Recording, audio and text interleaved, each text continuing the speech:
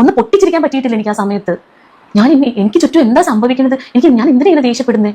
ഒരു കാര്യമില്ലാത്ത കാര്യത്തിൽ വഴി കൂടി ആരെങ്കിലും നടന്നു പോകണ്ടാലും എന്ന് കരയുന്നു ഞാൻ ഓർക്കേണ്ട ഒരു ദിവസം രാത്രി എനിക്ക് എന്തിനാണെന്ന് അറിയില്ല, സങ്കടം വരിക. എനിക്ക് സങ്കടം വന്നിട്ട് ഞാൻ ഈ ജനലിന്റെ കമ്പിയിൽ പിടിച്ചിരുന്ന കരയുവാണ്. ചങ്ങായിമാരെ, ഈ പറയുന്ന മഞ്ജു പത്രോസിനെ പ്രത്യേകിച്ച് മലയാളികൾക്കൊന്നും പരിചയപ്പെടുത്തേണ്ട എന്നാണ് പ്രതീക്ഷിക്കുന്നത്. കാരണം ഇവർ ഒരുപാട് ഇന്റർവ്യൂസ് ഒക്കെ ഞാൻ ഇതിനിടയിൽ കണ്ടിട്ടുണ്ടായി. പല ഇന്റർവ്യൂസും വളരെയേറെ ചർച്ച ചെയ്യപ്പെടുകയും ചെയ്തിട്ടുണ്ടായിരുന്നു. അങ്ങനെ ഇരിക്കുകയാണ് കഴിഞ്ഞ ദിവസം കേരള ചാനലിന് ഈ പറയുന്ന മഞ്ജു പത്രോസ് കൊടുത്തൊരു ഇന്റർവ്യൂ എനിക്ക് വളരെ ഇൻട്രസ്റ്റിംഗ് എന്ന് മാത്രമല്ല, നമ്മൾ അറിയേണ്ട കുറെ കാര്യങ്ങളുണ്ട്. സ്ത്രീകളാവട്ടെ പുരുഷന്മാരാവട്ടെ രണ്ടുപേരും അറിയേണ്ട കുറെ കാര്യങ്ങളെ കുറിച്ച് ഇവർ വിശദമായിട്ട് തന്നെ സംസാരിക്കുന്നുണ്ട്. ഇവരെ പല സാധാരണ കൂതറ ഇന്റർവ്യൂ പോലും ചർച്ച ചെയ്യപ്പെട്ടപ്പോൾ ഇതുപോലെ റെലവെന്റ് ആയ വിഷയങ്ങൾ സംസാരിച്ച ഇന്റർവ്യൂ സത്യം പറഞ്ഞാൽ ആരും തന്നെ ചർച്ച ചെയ്യുന്നില്ല എന്നതാണ് സത്യം. അതങ്ങനെയാണല്ലോ സാധാരണ. റെലവെന്റ് ആയ കാര്യങ്ങളൊന്നും പരമാവധി നമ്മുടെ നാട്ടിൽ ചർച്ച ചെയ്യാറില്ല. വല്ല പ്രസവോ ഒളിച്ചോട്ടോ കാര്യങ്ങളൊക്കെയാണ് കൂടുതലായിട്ട് ചർച്ച ചെയ്യാറ്. എന്തായാലും മഞ്ജു പത്രോസിന്റെ ഈ ഇന്റർവ്യൂവിൽ മഞ്ജു പത്രോസ് പറയുന്ന കാര്യങ്ങൾ സത്യം പറഞ്ഞാൽ എല്ലാവരും അറിഞ്ഞിരിക്കേണ്ട കാര്യങ്ങളാണ്.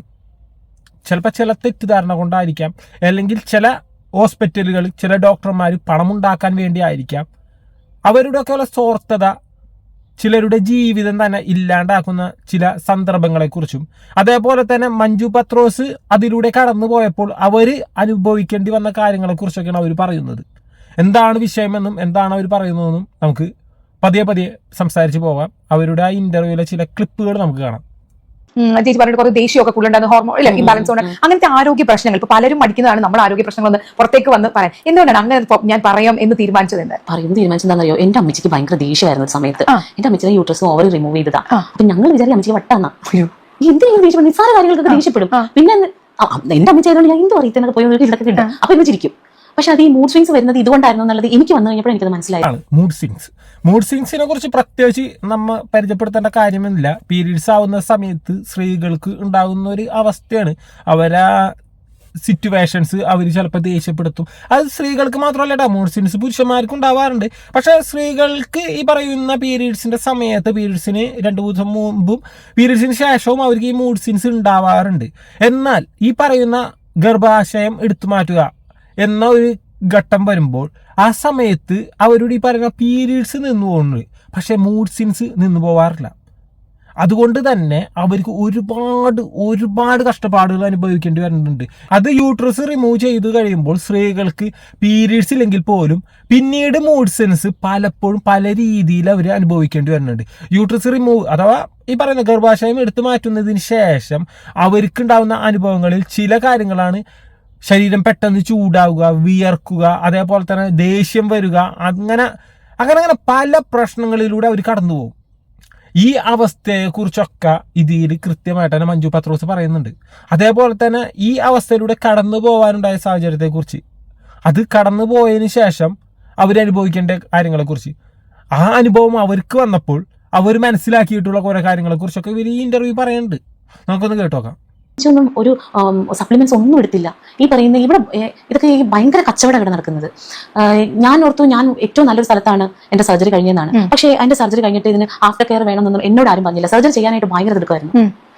പക്ഷെ അതിനുശേഷം എന്നോട് പറഞ്ഞു ഇത് കഴിഞ്ഞാൽ പിന്നെ സൂപ്പറാണ്, പീരിയഡ്സ് ഇല്ല, എന്തൊരു സുഖമായിട്ട് നടക്കാം നമുക്ക്. പക്ഷെ അതായിരുന്നു എന്റെ ബലം എന്നുള്ളത് ഇത് കഴിഞ്ഞപ്പോഴാണ് ഞാൻ മനസ്സിലാക്കുന്നത്. ഒരു നിവൃത്തിയുണ്ടെങ്കിൽ ഇത് കളയരുത്, ഇത് ടോറബിൾ ആണ്, മരുന്നുകൊണ്ട് മാറുമെങ്കിലും മാറ്റി കളയണം. കാരണം അതിനുശേഷം അനുഭവിക്കുന്നുണ്ടല്ലോ. ഇപ്പൊ ഞാൻ ഇവിടുന്ന് വേർക്കുന്നുണ്ടല്ലോ, എന്നെ ഇവിടെ ഒക്കെ നനഞ്ഞിരിക്കുവാണ്. ഇതുകൊണ്ടാ ഞാൻ സപ്ലിമെന്റ്സ് എടുത്തിട്ട് പോലും എനിക്ക് എന്റെ ചൂട് കൺട്രോൾ ചെയ്യാൻ പറ്റുന്നില്ല. ചിലർക്ക് ഇത് ഹോറബിൾ ആണ്. അപ്പൊ ഇനിയെങ്കിലും എന്നെ പോലെയുള്ള സ്ത്രീകൾ ഇങ്ങനെ മണ്ടത്തരത്തിൽ പോയി ചാടരുത്. ഇനി അപ്പൊ അഥവാ ഇനി ഇത് റിമൂവ് ചെയ്താലും ഇതിന് ആഫ്റ്റർ കെയർ ചെയ്യണം, എൻഡോക്രൈനോളജിസ്റ്റിനെ പോയി കാണണം, ഇതിന് ഹോർമോൺ ട്രീറ്റ്മെന്റ് എടുക്കണം. അല്ലെങ്കിൽ അതാണ് ഈ പറയുന്നത്. ഇതിൽ പറയുന്നതെന്ന് വെച്ചാൽ ഈ പറയുന്ന മഞ്ജു പത്രോസിന്റെ യൂട്രസ് റിമൂവ് ചെയ്തതിന് ശേഷം, ഗർഭാശയം എടുത്തു മാറ്റിയതിന് ശേഷം, അതിനുശേഷമുള്ള കാര്യങ്ങളൊന്നും എന്ന് വെച്ചാൽ ഓപ്പറേഷൻ കഴിഞ്ഞിട്ട് ചെയ്തു കൊടുക്കേണ്ട അല്ലെങ്കിൽ അവരെ ഹെൽപ്പ് ചെയ്യേണ്ട ഒരു കാര്യങ്ങളും അവർക്ക് ഡോക്ടർമാരിൽ നിന്നോ ഹോസ്പിറ്റലുകളിൽ നിന്നോ ലഭിച്ചിട്ടില്ല.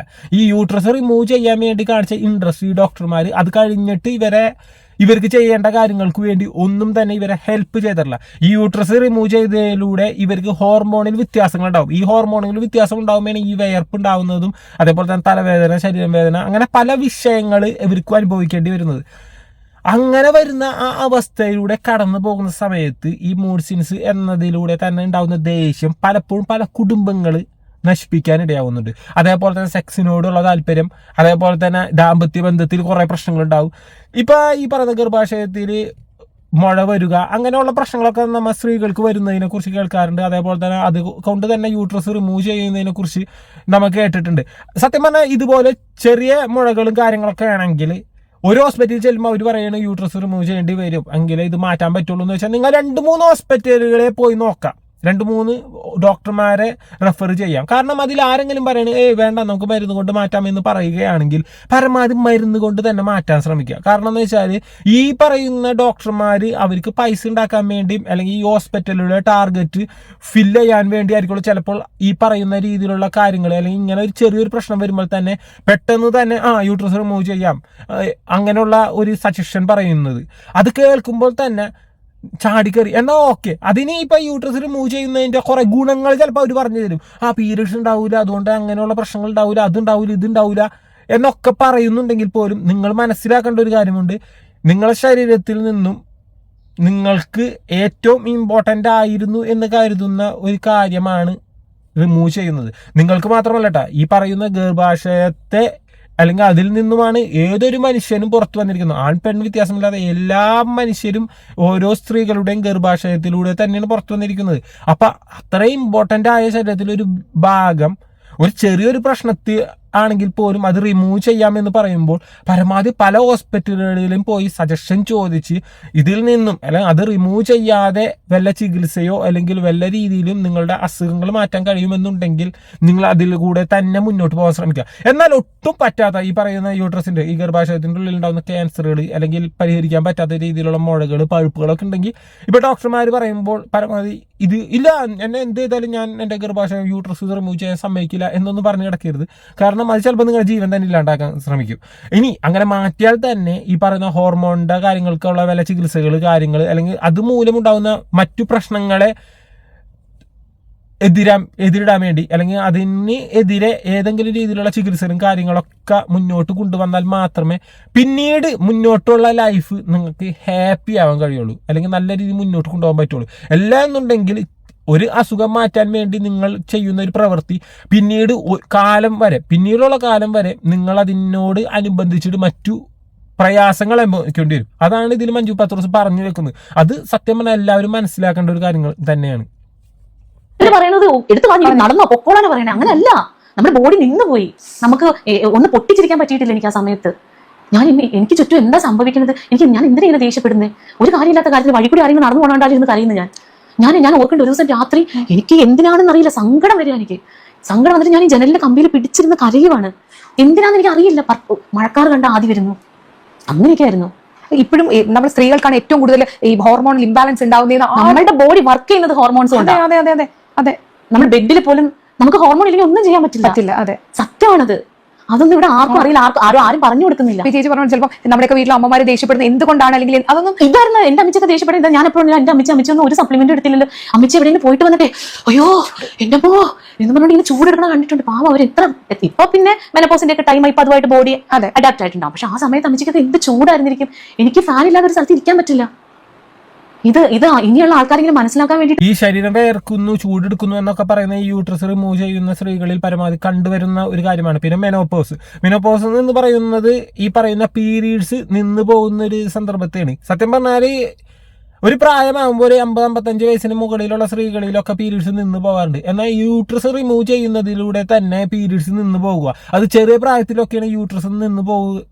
ചെറിയ പ്രായത്തിലാണ് ഈ യൂട്രസ് റിമൂവ് ചെയ്യുന്നുണ്ടെങ്കിൽ ആ സമയം മുതലേ പീരീഡ്സ് നിന്ന് പോവുകയാണ്. എന്ന് വെച്ചാൽ നാച്ചുറലായിട്ട് നടക്കേണ്ട ഒരു കാര്യത്തെ നമ്മൾ അതിനു മുമ്പേ നമ്മളായിട്ട് തന്നെ ശാസ്ത്രീയമായിട്ടൊക്കെ റിമൂവ് ചെയ്യണ അല്ല നിർത്തുകയാണ്. അപ്പോൾ അതുമൂലം നമ്മുടെ ശരീരം അതിനെ എതിർക്കും. അതാണ് നമ്മുടെ ശരീരത്തിൽ ഇത്രത്തോളം ബുദ്ധിമുട്ടുകൾ ഉണ്ടാക്കുന്നത്. അപ്പൊ അതിനെ ഒന്ന് നിയന്ത്രിക്കണമെങ്കിൽ അതിനോടനുബന്ധിച്ച് ഹോർമോൺ ചികിത്സകളും കാര്യങ്ങളൊക്കെ നടത്തിയിരുന്നുണ്ടെങ്കിൽ നമ്മുടെ ശരീരം വളരെ മോശമായ രീതിയിലായിരിക്കുള്ളൂ നമ്മളെ എതിരിടുന്നത്. അത് ഹൊറിബിൾ എന്നൊക്കെ ഇവർ പറയുന്നുണ്ട്, ചിലപ്പോൾ അതിലും മേലായിരിക്കുള്ളൂ. സത്യം പറഞ്ഞാൽ എനിക്കൊക്കെ ഈ ഇന്റർവ്യൂ കണ്ടപ്പോഴാണ് പരമാവധി ഇതിനെക്കുറിച്ച് മനസ്സിലായത് തന്നെ. ഇതിനു മുമ്പ് ഞാൻ ഈ വിഷയത്തെക്കുറിച്ചൊക്കെ വീഡിയോ ചെയ്തിട്ടുള്ള ഒരു വ്യക്തിയാണ്. പക്ഷേ ഈ ഒരു യൂട്രസ് റിമൂവ് ചെയ്തതിന് ശേഷം സ്ത്രീകൾ അനുഭവിക്കേണ്ട കാര്യങ്ങളെക്കുറിച്ചൊക്കെ ഞാൻ സത്യം പറഞ്ഞാൽ ഇപ്പോഴാണ് മനസ്സിലാക്കുന്നത്. ഇത് അറിയാത്തവരുണ്ടെങ്കിൽ പരമാവധി നിങ്ങൾ ഈ കാര്യത്തെക്കുറിച്ച് മനസ്സിലാക്കുക. നിങ്ങൾക്ക് ഏതെങ്കിലും രീതിയിലുള്ള പ്രശ്നങ്ങൾ ഈ പറയുന്ന യൂട്രസിലൊക്കെ വരികയാണെങ്കിൽ അതിനെക്കുറിച്ച് ഡോക്ടർമാരോട് സംസാരിച്ചിട്ട് അവർ റിമൂവ് ചെയ്യുന്നതിനെ കുറിച്ച് പറയുകയാണെങ്കിൽ പരമാവധി നിങ്ങൾ 2-3 ഡോക്ടർമാരൊക്കെ പോയിട്ട് സജഷൻ ചോദിക്കുക.